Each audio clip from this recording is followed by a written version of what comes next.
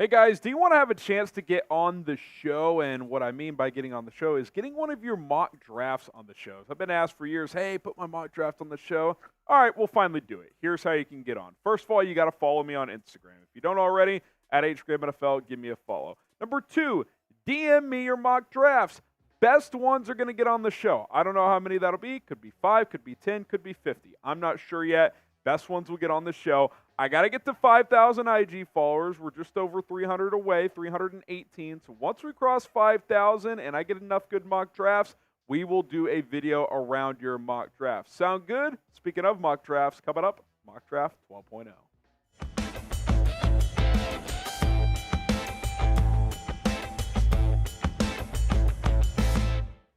Yeah, it's actually 12.0. I can't believe it. Welcome into Chicago Bears Now. I am Harrison Graham. 12th mock draft. I mean, I don't think many other channels are doing 12 mock drafts up to this point, but just another reason to subscribe. We're going to dive right in here. Caleb Williams, sticking with him here as the number 1 pick in this mock. I think that's probably where the Bears are leaning right now. Things can change. We know that. But he officially declared for the draft a couple of days ago before the deadline. And we all know about Caleb Williams, his abilities. He's a dual threat. Can make all the throws, yada, yada, yada. We don't need to beat that into the ground.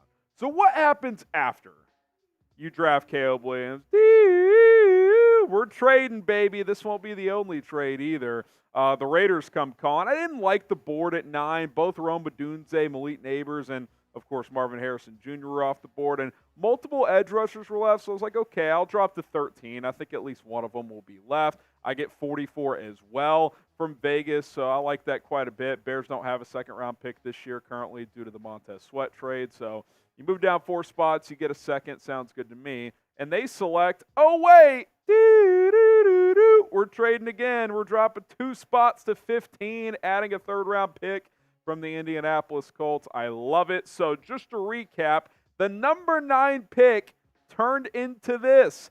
15, 44, and 82. Now, in the real draft, would it be exactly that much? Maybe, maybe not. But that is the value of having high capital because you find a couple teams that are desperate to move up for players they want, especially if they're quarterbacks. That's just the type of maneuverability having a couple of first-round picks can get you. And by the way, I did this without trading the number 1 pick. So I think that's worth keeping in mind as well.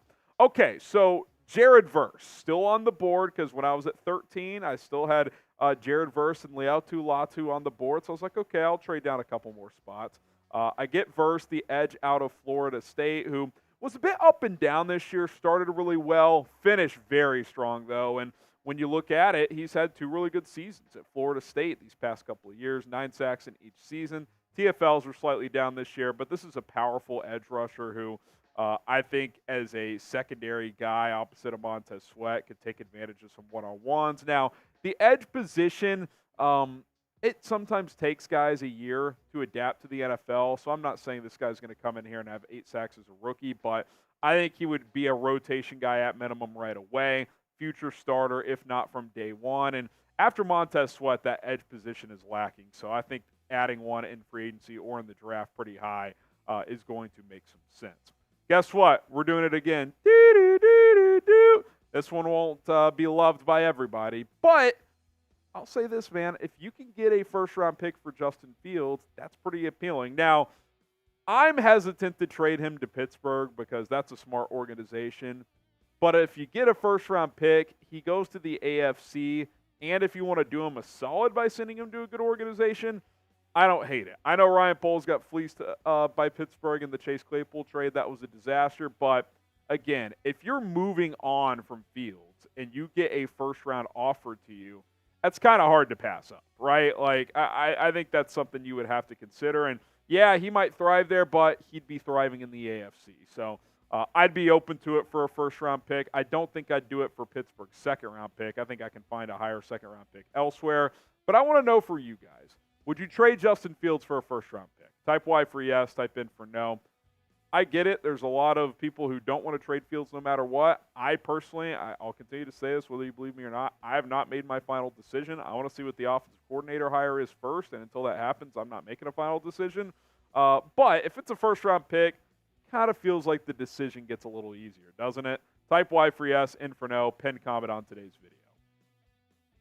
So we make another selection here. 3 top 20 picks, man, by trading down from number 9. Brian Thomas Jr., the wide receiver out of LSU. A lot of focus is on Malik Neighbors, and rightfully so, but this guy is damn good as well. I mean, he put up huge numbers in that offense opposite of Neighbors. Almost 1,200 yards, 17 touchdowns, averaged over 17 yards per catch, and he's a big play machine, man. And he's built to be that guy. He's 6'5", he can fly. He's a little thin. He's about 200 pounds at 6'5", which isn't the thickest frame, but I think he could be a textbook number 2 receiver in the NFL, just like he was at LSU opposite of Malik Neighbors, whereas Neighbors probably has wide receiver 1 potential. Maybe Thomas does, but even if he doesn't, that's okay. You've got DJ Moore. So I like that frame, that play style, that vertical threat to put on the opposite side of DJ Moore. You get him at pick 20. I think the value is pretty damn good. Patrick Paul, as we get into round 2, the Houston offensive tackle. I know there's been a lot of buzz. Has Braxton Jones done enough to be the starter long term? I think he has. However, that does not mean you shouldn't add offensive line early in a pretty good offensive line draft. Gives you Braxton Jones insurance. At worst, he's a swing tackle. Maybe he's a guy who could kick inside at the NFL level. Nate Davis struggled at times this year. I just think it's a good value pick at a position where you still have needs there. You need depth, if nothing else. So I like this. Bring in a little competition at the offensive tackle position, and you could certainly do a whole lot worse than Patrick Paul at the 44th pick. All right, we do have a sponsor today. It is PrizePicks. Shout out to PrizePicks for sponsoring today's show. I am fired up for some divisional round football this weekend. I wish the Bears were playing, but they are not. But I'm still fired up, and I got a little 3-player entry that you guys can follow me on here. PrizePicks.com/CLNS, code CLNS to get signed up and get a deposit match up to $100. And you want to do that to get extra money. And hey, I think you're going to make even more money if you track me here. Josh Allen puts up big numbers against the Chiefs typically. I think he goes more on the passing yards. Give me the more on Dalton Schultz receiving yards. He's been cooking with C.J. Stroud. And I think Aaron Jones gets held somewhat in check by San Francisco. I just think if I'm the 49ers, I am trying to eliminate the Packers' running game. And even though Jordan Love's been really good, a lot of it's been due to the fact they've been able to run the football, make him be a drop-back passer consistently. And I think the Niners will have success. So give me the less on Aaron Jones rushing yards. 5 times your money on that entry with it being a 3-player entry. You can win up to 25 times your money on a 6-player entry. Take advantage. Get signed up today. PrizePicks.com/CLNS. The code CLNS gets you that deposit match that I mentioned. All right, Javon Bullard, the safety out of Georgia, who we've taken in a couple mock drafts. And listen, the reason I like taking a safety 2nd, 3rd round, depending on how these mocks fall, where the Bears are picking, I still think Eddie Jackson's a prime cut candidate. And he did not leave a great impression in that final game against Green Bay. Did not seem to be a willing tackler, not a fan of that. So Eddie Jackson could be on the way out, and if he is, you're going to have to find someone to replace him because he is still a starting safety for this team. All right, keep it moving here. No more trades, so these are the rest of the picks, and then we also have 1 7th-round pick. Johnny Wilson, the wide receiver out of Florida State. Obviously not Keon Coleman. Johnny Wilson's the other receiver, and he's a freak athlete. He's 6'7", 235, has back-to-back 600-plus yard seasons, so he's been pretty productive as a secondary weapon. I wonder if he's like a wide receiver, tight end, flex type of player at the next level. I don't think he's going to block like a tight end, but an Evan Ingram type where you line him in line sometimes to run routes. You put him big slot to work the seams in the red zone, put him on the outside, throw some jump balls up. So I think he's going to be able to do some different things like that. And I just think this is kind of one of those value picks. Like he's sitting there here in the 3rd round. I think that's a player I'd be willing to take. And I think doubling, tripling up at receiver in the draft is certainly a possibility depending on what happens in free agency. For more NFL draft content throughout the offseason, hit the sub button. We got you covered here on Chicago Bears Now. I know some of you guys are going to be watching on our NFL draft channel as well, as we're posting this video over there. If you want strictly draft content for sometimes Bears covered, but just all of the NFL draft, hit subscribe on our draft channel as well. Okay, Audric Estime, the running back out of Notre Dame. Listen, this guy put together a monster season, and he kind of just reminds me of what Bears running backs are. Thick, powerful, like breaks tackles, wears defenses out. That's what he did this year for Notre Dame's offense. Averaged 6.5 yards per carry, over 1,300 yards, 18 touchdowns. He's a bruiser, but has enough speed as well. I just imagine teams trying to tackle this guy, 220, 225, late in seasons when it's in cold Chicago, these NFC North atmospheres. So I think he's a guy who could be an RB1 in the NFL, but if nothing else, a rotation guy. How about Mike Sainristil? Listen, this guy has had quite the career. I mean, he started at Michigan as a wide receiver, did some okay things. They moved him to DB before the 2022 season, learns the position. This year, kind of puts it all together. Now, he's certainly still raw. He's only played a couple of seasons there, but 6 breakups, 6 picks. They lined him up at nickel, safety, outside corner sometimes. I mean, he played all over the field. He was kind of the honey badger of their defense. And more than that, the heart and soul of that defense. Like, he was the leader on that side of the ball. And it just seemed like when Michigan's defense needed to make a play, he was the guy making it. So I get it. You're deep at corner. You don't really need a starting nickel, but this is just the guy you bring into your building, his leadership. He can play some if you need him to. He's going to be a special teamer. And he's going to have leadership traits you value. I think on day 3, the value is undeniable. Again, follow me on Instagram. DM me your mock drafts. Once we cross 5,000 followers over there, we'll show some of the best mocks on a video.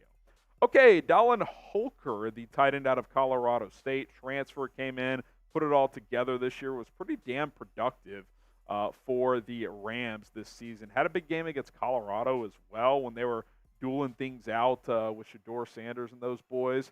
767 yards, 6 touchdowns. I think you need some depth in your tight end room. I think it's worth taking a stab here in round 5. I'm going receiver again. Listen, round 6, Malik Washington.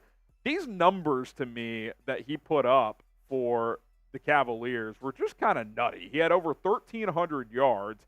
He is a capable kick returner as well. Perfect little slot scat guy, 5'8".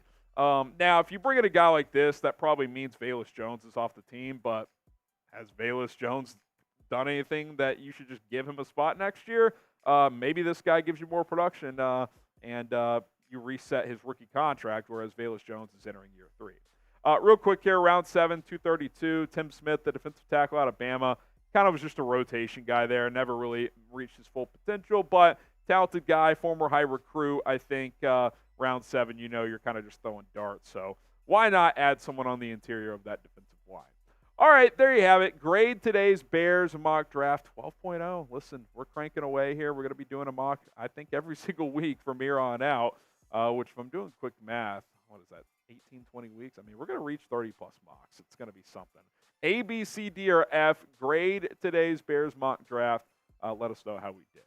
All right, guys, appreciate you for tuning in. Subscribe for more draft coverage. We'll also be back later today. Some new Bears rumors, news items are floating around. I did a short on the Bears' most recent offensive coordinator interview. Go check that out. We'll talk a little bit more about that later as well. My name is Harrison Graham. See you guys in a few hours.